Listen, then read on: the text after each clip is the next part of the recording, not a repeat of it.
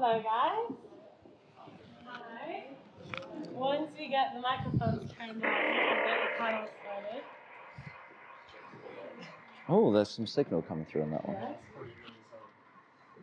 Are you eating up the data? I think so. Oh yeah, there is. Okay, they're just turned down. How's that? It's not on. It's not on. No, That one it's is. on.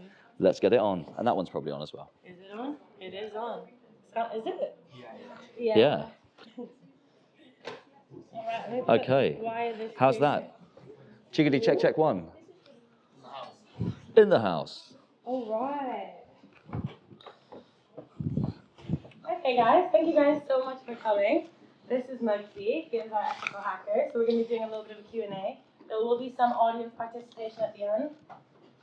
So if you got any questions, just wait till then. You want to sit? I'm easy. What would you prefer, audience? Sit. Okay, we'll sit. Yeah. Sit. There we go. Yeah. All right. So, what is ethical hacking? So, ethical hacking. I think the first question within there is like, what is hacking? What's hacking? What is hacking? And how can it be ethical or unethical?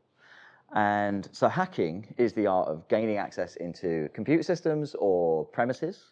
It could be any kind of target. And the idea is to do it without being detected until you let them know that you've got in. So hacking as a term has had lots of mutations in recent years, where it can mean like fiddling with electronics. The kind of hacking that we're talking about is very firmly in the kind of criminal area, unless it's ethical, unless it's basically authorized. Anything that's outside of the legality, if it's not legal, then you're getting done for it, basically. That's it. So if it's been authorized, so you got to have actual like legal authorization to. Does that come from the government? It will come from whoever owns the system. And there's a bit of a sticky issue there because the person who is authorizing it has to have authorization to authorize it. So it's a bit of a Russian doll effect there. So you essentially have to allow yourself to get hacked.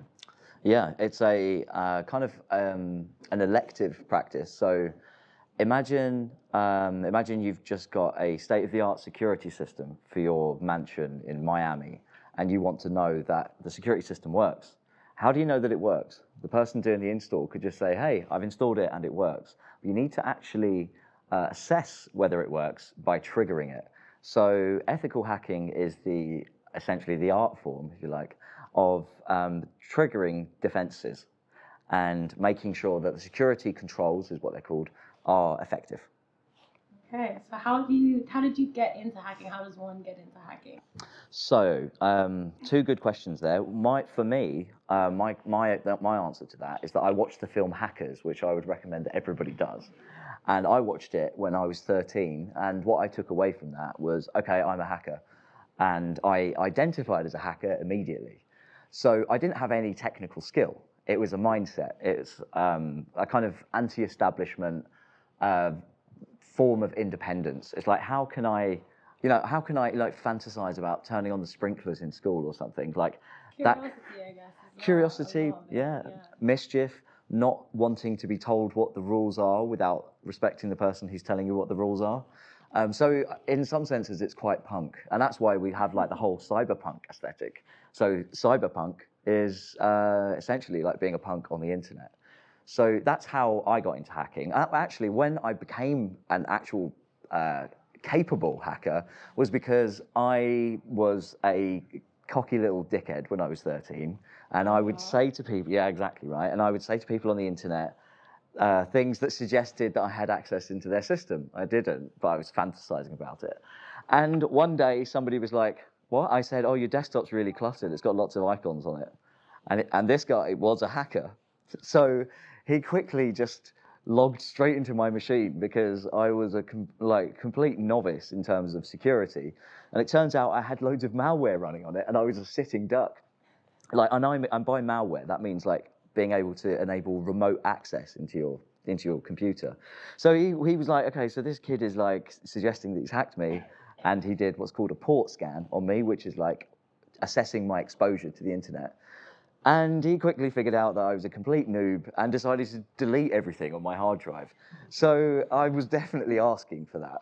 It's a bit like pretending you know Kung Fu and then just getting knocked out. It's like, you need that, I think. So at that point, I ran round to my school buddy's house and I was like, oh my God, I just got hacked. I was like, and my kind of trauma response was to go to the library and learn about networking and the Linux operating system or the Unix operating system. Okay. And that was my journey. For other people, it's actually more straightforward. So learning now about how to be a hacker doesn't require going to a library, and it doesn't require, I used to print out pages off the internet and they were like really whack, but I would do it. And I would be like, yes, and I had a really cute little yellow binder full of like printouts of like how to do hacker stuff. But the resources, they were not as rich as they are now. So if somebody wants to become an ethical hacker now, there is a clear roadmap. And I definitely recommend it because it is the most amazing gig you could ever do. It's like packed full of fun. It's basically like playing games, and it also means you can legally be paid to think like a criminal, which is wonderful. That's the question. No. Okay. So one of the best things about it is that you can appeal to whatever your strengths are. So if you're good at communication, you can just use your communication skills. So I've done engagements, which is what they're called, an engagement where I don't use any technology, not even a phone, walking into a building and gaining access to somewhere that I shouldn't. Like, I've actually watched this video of someone called Gamo, and he would like break access into buildings by literally just printing out a like ID card of where that company is from, and they just get in through that, and they'll just scan a fake ID card, get in through security very easily. So that would be like the physical side of hacking. Mm-hmm. In terms of being hacked, other than like phishing, which would be through emails or something like that, what are like symptoms of hacking that someone could kind of clock over time on their laptop that would show that someone's kind of sneaky looking at their stuff? That's a good question. I think the proactive way to address it would be that ultimately you won't know if somebody doesn't want you to detect them, and that was my initial point, is that if your aggressor wants you to know that they're there, they can let you know. They can fuck around with you a little bit. Yeah, open your CD drive. Back in the day was the thing, or there's a really fun script which will make a command prompt pop up, and Rick Astley will appear in what's called ASCII text and do the Never Gonna Give You Up dance with the music. At that point, you're like, I think I might have been hacked. Yeah. But that's the kind of trick that hackers would play on each other, really. I think that for the regular non-hacker civilian, you probably won't know. So it's reversing the kind of the lens on that. Ask yourself, do I use the same password for everything? That's the first thing. That's because if you do, somebody has probably gained access to some of your stuff and you just wouldn't have any like notifications you get and it's like your password has been compromised. Exactly. Yeah. Everyone's like, fuck. Yeah. Password 1, rumbled. Yeah. There's like certain passwords you shouldn't do as well. Like anyone's names in your family, any pets you have. Everyone's like gonna go change the password now. Yeah. ABC123 is not good. Anything 123. Yeah. Or like that you can like go like this with on your laptop. You probably shouldn't have it. Yeah. As well. But then it's also hard creating multiple passwords. So I don't do this personally. I'm going to cover my trail there in case no one's trying to hack me. You actually probably are the person in this room that could. But yeah, like creating multiple passwords for different things, you're going to end up forgetting it. Let's say you keep a little file or like a notes file on your phone with like certain passwords that you have. Bad idea. Don't do that. So 2 bits of advice for everyone. 1, use a password manager. Okay, so something like there's LastPass. It's like a browser extension. It's not sponsored, by the way. No, it's also free, which is handy. Free too. But that means that even you don't know what your passwords are because you don't even want to. Like they're that complex that you would never be able to remember it. Because it just come up on like little software. Exactly. So it will fill in the password forms for you. Another thing that's really, really important is what's called multi-factor authentication. So that means like if I go to log into any of my stuff, I have to enter in a 6-digit number. Yeah. And I have to get that from my phone. So the reason for that is that it proves that, yes, I know my password, I know my email address, but I also have a device which I own. And for me to get into my phone, it scans my face. And so there's like multi-layered defenses there. So the likelihood of somebody else being able to trivially log in, like in the case of when you've got a compromised password, if you've got the same password for like one website as another website, and the first website gets hacked, that means that your account on the second one is very, very at risk. If you've got multi-factor authentication, it's not, because they haven't got your phone. They will just try once and give up. And that's where you want to get to. You want them to just give up after the first try. Okay. But that's not what happens usually, is it? It is. But the thing is, the reason that it seems like it isn't is because you don't know about all the failed attempts. So if I've got 10,000 passwords and 80% of them don't work, it's only the 20% that go, oh, my account got hacked. The other 80% have got no idea that anybody even tried. What do you think some skills are that people could have now that they might not know would be great in like a ethical hacker environment? Wow, well, Googling, I'm sure none of you have ever done any cyber stalking. Stalker? Yeah, there's none in this room, are there? Yeah. So that is actually a whole practice. It's called open source intelligence gathering. So it's information that's out there on the internet, and So if you're good at finding out what your like ex is doing all the time, if you're still on that vibe, then you might be good at this. yeah. Well, in fact, I would go as far as to say somebody doing that is already good at it. Yeah, that's what I was gonna say. They're already doing it. So it's just like that what? little like Insta account that you don't use, but you just use the pre. Oh. You're there. You're fucking there. You're him. You're basically him. Yeah. That's called a puppet account. See? That's great. So we're gonna say a little story time about how we met, essentially, and why I think that it's really fun and interesting. So I was actually serving his table while I was still working at The Alchemist, and he was there with like a bunch of artwork, and I remember just being like, what the fuck is this? What are you up to? And you're like, oh yeah, like I'm doing this cool technological art, and you've managed to incorporate, you know, technology elements of hacking, and you've made this whole room, you made it into artwork. What are the links to that? Because you wouldn't usually think someone who was a hacker would then kind of find interest and be able to do artwork with that. So what have you used in your room? So in the room, all of it is evidence from hacking engagements. Some of them aren't me, which are the illegal ones. Some of them are me, which are legal. All the legal ones are me, and also we've got Callum here, who is on my what's called red team, which is an attack team. And so we, during an engagement, we have to collect evidence that shows what we've been up to, basically. And that has been redacted, and I've basically turned it into a design aesthetic. So in there, it's all evidence of attacks going back to the year 2000. And there's basically a mix of three. One of them is something which I called Knock Knock, and it's where you'll see it's got like unicorns and love hearts. And that one is where I found a bunch of servers on the internet that basically were sharing a message saying, please don't hack me. If you do, you will be prosecuted and we will find you. So please just don't.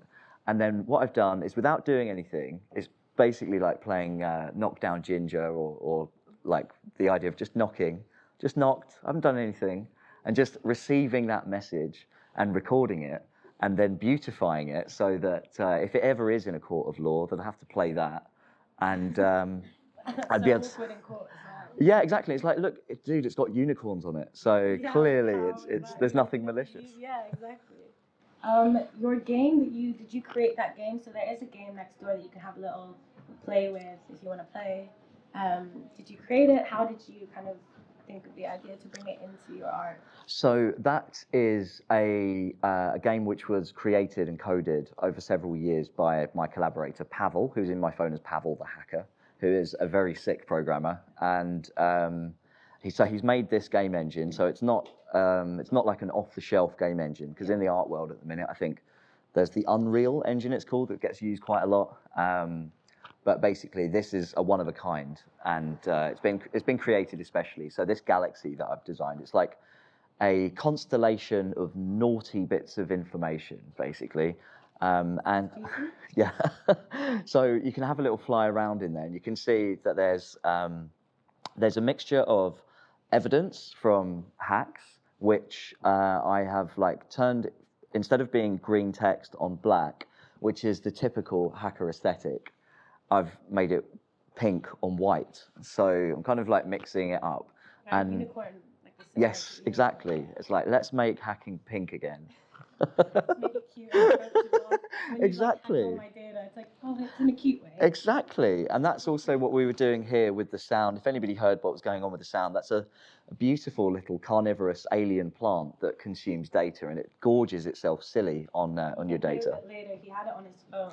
What does it do? It connects to the internet, right? It connects to the internet, but you have to connect to it. So you can feed it by connecting to a Wi-Fi signal called "Let Me Eat You," which I hope is self-explanatory. But yeah, so at that point, the plant, it doesn't have a name because it's an alien. It will grow and it will kind of flourish. And you know, I like to see every living creature flourish, even if it's consuming us. Yeah, no, that's really cool. Does anyone have any questions at all for Maxi? Yes. You. Yeah. You mentioned you had your phone recognizes your face and lets you into your phone. Yeah. As a hacker, does that concern you? No. So I have worked on these facial recognition systems when I've designed some of the security for a digital bank, and I'm aware of the kind of the failures that can happen with facial recognition. But when it's built into the phone, it is looking to make sure that, one, your face is not a screen. It's making sure that it's moving. But that's with an up-to-date phone. So with older ones, there were some, I think some Apple ones, which you could actually hold up a picture of somebody's face and it would unlock. And that's obviously like not good. But no, I'm not concerned at all. I think it's quite handy, because the idea of using things like a PIN number, if you're just like shoulder surfing somebody, as it's known, on the tube, you can find out what their PIN number is quite easily. Also, it could be like, it might be that there are fingerprint smudges like more frequently on their PIN number. So knowing a number is more of a security risk than modern facial recognition.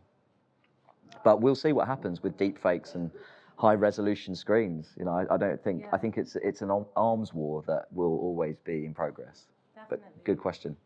When we speak about hacking and we kind of speak about where we're heading now in terms of technology and how much information we have online, it can only really increase now, I think, how much we rely on that. In terms of the multiverse and NFTs and creating your own, essentially, avatar online, do you have a lot to say about that? Yeah, I do. I think that essentially it's like it boils down to whether we buy our identity. So like buying an avatar, it depends on your, I suppose, your personality profile. Like if you would consider an avatar created by somebody else to be representative of you, that's fair enough.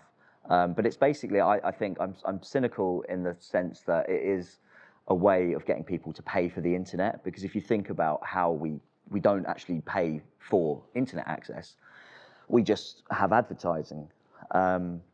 It's a way of getting those little gains. So it's getting us spending money on the internet, And I think. being like hacked through that, would that be easier, do you think? Yeah, big You time. have a lot more, I guess, assets online. Yes. Right, in the multiverse. Yeah. And you have NFTs and crypto Yeah. and Bitcoin and all of that. Yeah. Words that I'm not really sure what they mean, but you know, we're here. How would you protect that? How does one go about protecting that? Well, that's a really difficult question, because basically in cryptocurrency, you have a wallet. Now, unless you've actually written your own wallet, then somebody else who you don't know is actually the arbiter of all of your cash. And because if you've got your money in a bank, there are like regulations, of course. Yeah. With a wallet, if the person who wrote the code for your wallet decided to just steal everybody's money, one day they could. Because they control all of the logic inside the wallet. So like starting from that position, it only gets more fragile as you go up the chain. But I mean, there are so many scams all the time. Like there's a Twitter account called like Crypto Bros Taking L's, and like there's because you know Is that you that runs that? I wish. You. You're like, yeah, there's this like Twitter account. It's called like Crypto Bros. Yeah, click this link. But there was somebody on there somebody on Twitter who said, I can't believe somebody's stolen all my NFTs and my wallet got hacked. And somebody replied to it and said, and because there are bots that will replies and says, that same happened to me. Reach out to this handle on Instagram and they'll help you. And the crypto bro goes, yeah, oh cool, yeah, I'll reach out to them. It's like, it's just another scam. When we talk about scams, actually, and NFTs, there's a bit of talk right now about money laundering through NFTs. So let's say you were going to buy your own NFT. With artwork, you can essentially take your pick in terms of the price, and depending on someone, if they want to buy it for that price, then they can, and no one can really say anything about it. That's similar to fine art. So I think that that's a good comparison as well, because with technology kind of increasing, there's this fear-mongering process in which people are made to feel like they're either in it and they understand it and they're educated and aware, or they take a back seat and they're like, I don't want anything to do with it. How would someone kind of get introduced to that? Well, actually, that was like quite a lot. There was like 3 things I said in there, but in terms of money laundering and NFTs, if one was to money launder through an NFT, how would one do that? In terms of you can pay for cryptocurrency in cash through the mail, and then you just buy the NFT for the owner who's clearing the money for you. And it's so you can basically buy crypto with cash. Oh. And then you pay that on an NFT, and then you essentially can sell it to yourself, or someone can sell it to you, and you declare that as an earning, pay tax on it, capital gains tax, I think, and then you've got clean money. There we go. For legal reasons, that was a joke. But I will be seeing you at the end of it. That's really cool. That's very nice. We can always do that. Then if things go wrong. But in terms of the law and hacking, is there anything that you feel like should change in order to support ethical hackers more? Oh, that's a good question. So, because I was thinking about actually not how to help ethical hackers, but like for the rest of you fine folks on the internet, because like I've been on the internet since the 90s. I've certainly seen it change. And in terms of helping hackers, I think there's lots and lots of help out there. I think that the most helpful dimension that we could have to actually help hackers is increased awareness of neurodiversity and building personality types and behaviors into like the hiring process, because I think that's quite arbitrary. It's basically, it's also the same as any other kind of professional gig where you can have a good boss, you can have a bad boss. But I think people can be a lot more affected in the ethical hacking community because we do have a really an increased amount of people that are further along the neurodiversity spectrum than you would have in, say, marketing. Yeah. And I think that those people will be kind of overlooked because some people just want to be spending time just like writing code and being in the computer realm rather than like being in cyberspace, rather than kind of the more soft skills. Yeah. And I think that's it just needs to be, I think, more formally recognised. I think there's a lot of work that we could do as an industry on that. Also, I think there is, in this country, in the UK, there is like a gender problem. So in the States, like the biggest hacker conferences, the gender split is about 60% men, 40% women. Over here, it's like 95% men, which is like really unfortunate because and it also feeds into the neurodiversity aspect, because a lot of the best leaders that I've worked with in the industry are women, because they take the time to actually appreciate people, rather than men are like much more result focused. And yeah, I think that there's a lot to do in that realm, but I think there are programs like Women in Tech and that kind of thing. Girls Who Code, yeah. And but I think also just even one thing that I've made inroads on is like changing some of the language that we use, which isn't very like inclusive. So ethical hacking has the term penetration testing, and I've had customers who are women, and they're like, "Please don't call it that." And I'm like, "I hear you," and like, because that's very military. So a lot of it has come from the military. So that's why we use terms like engagements and operations and exercises and penetration, because in a military operation, you penetrate your adversary's defense. So I think changing the language that we use, and it is, and I actually think that there should be a distinct effort towards ethical hacking as well as coding, because people associate coding with hacking. I'm not a coder, and there's plenty of people who aren't coders, and yeah, I think women who hack, like, we could have more events like that, because I've had employers where I've been like, let's get the right mix on the team, and they just wait for the applications to come in, and all the applications come from men. Yeah. And I'm like, it's not my place to go to a women's recruitment event. Like, I can't do that, but I've tried to encourage it, but I haven't had any leeway with that. I think there is a problem with the internet just not really being a very safe space for women. I feel like I watched this kind of interview with a hacker who happened to be a female, and she said when she kind of first broke into hacking and being online and being at events, she would get really sick comments, like sick in a bad way, obviously, from male colleagues or just people online. And you see it now, like you see a girl or of someone posting something, and a lot of the negative comments are very misogynistic towards women.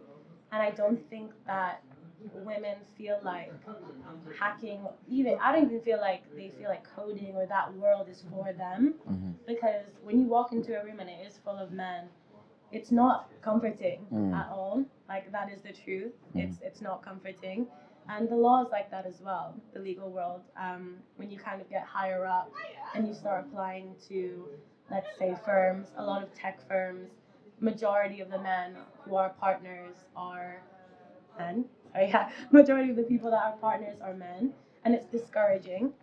But in terms of making things more inclusive, other than events, do you feel like the language between you guys as a community can be improved? Have you heard comments from colleagues and you think, maybe the community needs to do a little bit more as well? I think I've raised this in I've got a WhatsApp group full of like the best hackers that I know, and I've raised this issue, and the response that I got wasn't that encouraging. It's like, well, we are trying to hire women, was the response I got. We're doing our bit. Yeah. Like, we're ticking the box of making it inclusive, so that's it. Yeah. And that's one thing. I think on the other side, on the flip side, like in my personal experience, I tend to work with people that are very empathic, and like on my team, like we're all cancers, and we're all like really softies. We're all born within 10 days of each other, and I think like that's the kind of team that I like to work on. So I'm aware that there are other teams who are much more like they have this kind of almost like football fan, yeah. And that approach, they actually have it not just towards women or each other. They have it towards their customers. Like, they think of penetrating the defenses of their customers makes their customer an idiot. And I've heard that kind of language, and they're like, oh, those idiots. And it's like, whoa, aren't we here to help people? So that's why I do it. I think that's why a lot of people that I work with do it, because we want to help people who otherwise wouldn't have somebody in their corner. But yeah, so basically, long story short, in my circles that I move in, it is pretty like positive. Yeah, exactly. But I'm aware that that is probably the exception. Do you think that if you learn about hacking kind of in school in a way that wasn't so stereotypically bad, because we do kind of think of hack, and also you see all these movies online, and it's like people can hack like you watch those like sci-fi things, and someone's like, go and hack this system, and it takes them like they're like there for like 5 seconds, and then they hack it. Yeah, that does happen. Yeah, so realistically, the timing is okay, but in general, what would your day-to-day be? Would it be like that, or would it be a lot more structured? Oh, day to day, like has to be by virtue of like how we operate, has to be very structured. We actually plan things in advance, and this is because like everything that we do has to be justifiable. Ultimately, that's the most important thing. So, because things can go wrong. So, for example, I was working on something, and it's fun that I was working on something. Like, if I'm working on something, it's not good news for the person I'm working with. But anyway, it's like this big system that like dealt with an enormous amount of money, more money than I've ever seen actually in numbers in my life, Really? like 10 digits. 10? Yeah, and I was doing it on a Sunday, and on a Sunday on what's called a production server. And I did something and it stopped responding to me. And I was like, oh my God. And of course, they got no idea that I'm in there. So everything has to be justifiable in case something goes wrong. Now, fortunately, it looked like it had gone wrong, but it was temporary. And I was like, but I absolutely just like, I drained of every fluid, I think. But that's why it's really, really important, because we do things really carefully and as safely as possible. And we measure that safety. And also, like, because we're, by definition, ethical, we want to do whatever has the best impact to the person that we are simulating an attack on. Yeah. Is there any kind of, not horror stories, but would you have anything that people would be really shocked about that they could probably find out from their online kind of life? Is there anything that people here would probably be shocked at, like that what they're just doing on their phone or what they're doing on their laptop, they could accumulate all of those little things and figure out quite a big part of their like personality and life and stuff? Well, I think there are two answers to that, and one of them is like from a personal perspective. You could just, as a fun exercise, like ask one of your friends to cyber stalk you, see what they find out. Especially somebody who's got a bit of a rep for like 2 a.m. accidental likes. Get that person to help you out. And so that's the one thing. I think like as a kind of like a peer thing, doing it for each other and seeing what you can find out, and gamifying it, and it's helping each other, and it's like a bit of a giggle. I did something like that with my friends. So like when it was lockdown, I don't know if anyone remembers where everyone was doing like presentations, like during lockdown. So me and my flat, we did a presentation, and mine was like guess who posted this? And I went back in like 2012 to my flatmates' like Facebook posts, and they had no idea. To be fair, it was so embarrassing for them. I had such a good time. Such a good time. They were like staring at the screen like, who is that? And then I would like reveal it, and they'll be like, nah, that's not me. That couldn't have been me. So it is those things, and like you don't remember a lot of stuff you deleted, and it's kind of like I feel like now with getting cancelled, let's say, and like the political climate and all of that, kind of going back in time and seeing what people posted, that could bite you in the ass one day, very much so. So is there any kind of systems in place where you can kind of go and see everything you posted and delete them like as a whole, or would you have to do that yourself? As far as I'm aware, that would be something you have to do yourself. Yeah. Although I would say I'm also not like an expert on that level of security, really. That's kind of outside of my remit, because it's a bit more localized, a bit more personal, a bit more kind of civilian level security. So I would think that the first thing that you could do is just like open your web browser in private mode and look at all your social media profiles for a start, just to see what somebody who isn't you can see. That's a start. And while you're there, just like enable multi-factor on all your accounts as well. That helps. But in terms of what you posted in the past, I think, that's got to be, that has to be curated. I think you've got to curate your own deletion of your history. Okay, perfect. Does anyone? Oh yeah. Sorry, yeah. I just wanted to know what your views on NFTs were at the moment and their uses. Yeah. Uses and good uses. Yeah, so I think with there is a really healthy community. I've heard it described as a village and a team. Basically, like if you're in the village, and especially artists that are on the non-Ethereum marketplaces where things might cost a fiver. It seems really wholesome to me, like that stuff where it isn't about chasing money. It's just like somebody who is just creating art all the time. Like I mean, I find I'm doing that all the time, just like knocking stuff up. But I reserve it for like exhibiting. For other people, they just put it straight out on the internet, and it's a way of putting it somewhere where it has its own legacy and it will remain there for as long as the marketplace remains there, and it kind of adds a bit of albeit like capitalist via its lens. Like it does add a kind of closure. It's like saying I've made this artwork, I put it on the marketplace. One day somebody might buy it, and that's really wholesome. And like I've seen that there's a big momentum around artists collecting each other's work, and that's a wonderful thing. Like artists collecting other artists, that's brilliant. Instead of like trying to sell it in IKEA or something, like it's just that is a really good natural and organic growth of a community. However, there is the other side of it, which is that it is seen as a get-rich-quick scheme. So people who want to get paid for their internet presence are effectively able to put up a paywall in front of their content.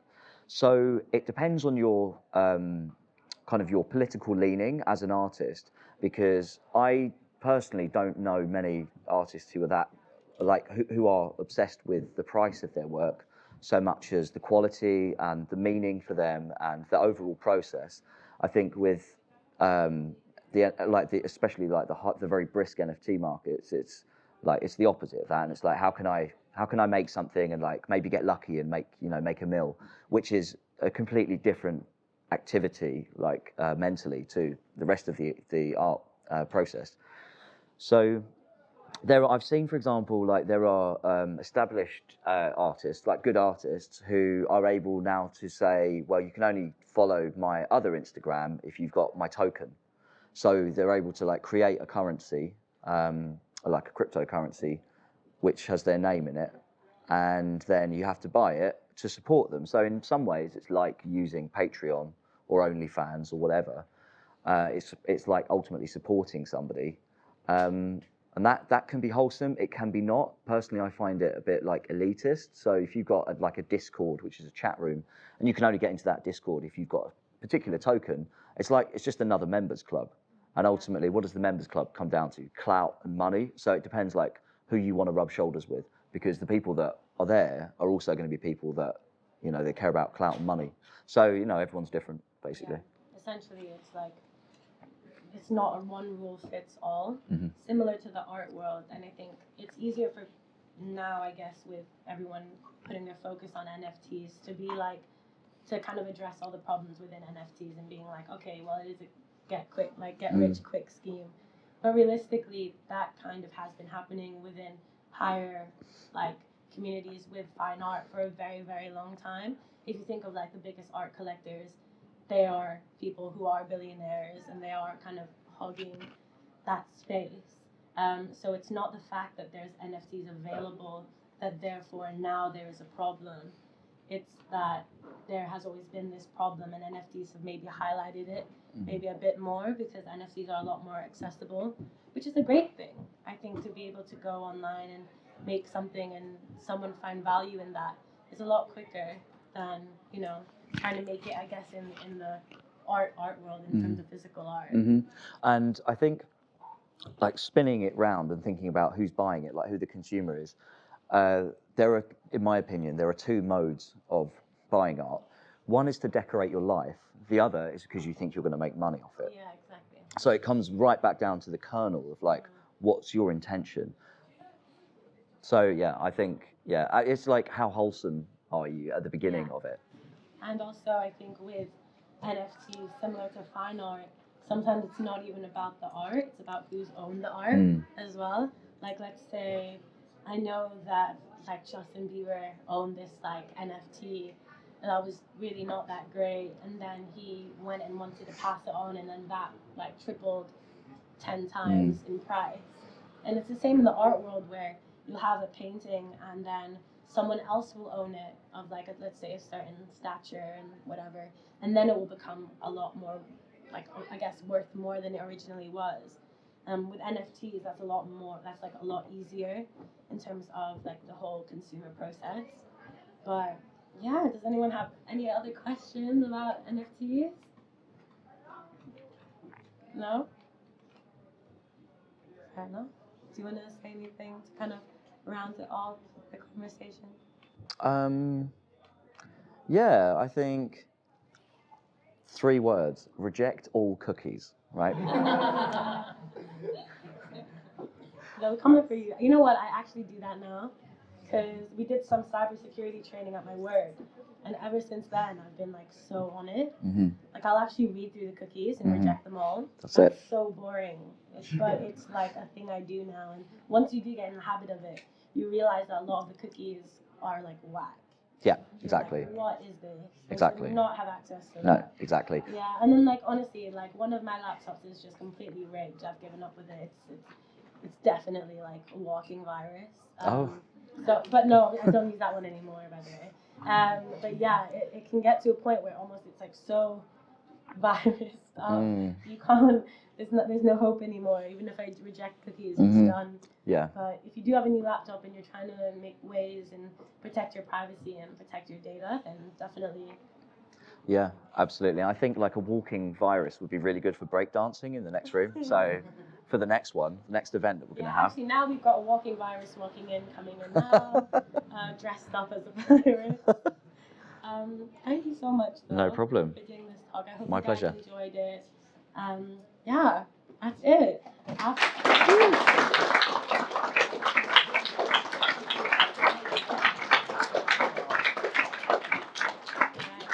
So we're gonna get a DJ on here now. There's drinks over there. There's a game in the next room. You know the drill. The drinks are cheap, guys. They're actually very cheap. So get drunk, have a good time. If you want to come say hello to any of us, we're very friendly people. So come on over.